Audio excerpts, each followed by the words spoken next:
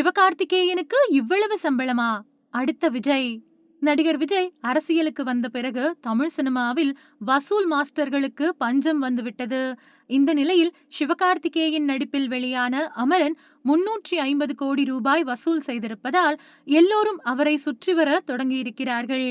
பராசக்தி படத்தில் நடித்து முடித்திருக்கும் சிவகார்த்திகேயன் அடுத்ததாக முருகதாஸ் இயக்கத்தில் மதராசி படத்தில் நடித்து வருகிறார். அடுத்து யார் படத்தில் சிவகார்த்திகேயன் நடிக்கப் போகிறார் என்பது மிக பெரும் கேள்வியாக இருந்தது. அதற்கு இப்போது விடை கிடைத்திருக்கிறது. சத்யஜோதி பிலிம்ஸ் தயாரிப்பில் குட் நைட் இயக்குனர் விநாயக் சந்திரசேகரின் படத்தை தள்ளி வைத்துவிட்டு வெங்கட் பிரபு படத்தில் நடிப்பதற்கு சம்மதம் தெரிவித்திருக்கிறார். ஏனென்றால் இந்த படத்திற்கு சிவகார்த்திகேயனுக்கு 100 கோடி ரூபாய் சம்பளம் பேசப்பட்டிருக்கிறதாம்.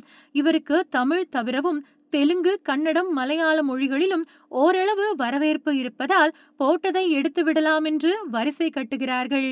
சிவகார்த்திகேயன் காட்டில் அடைமழை பொழிகிறது.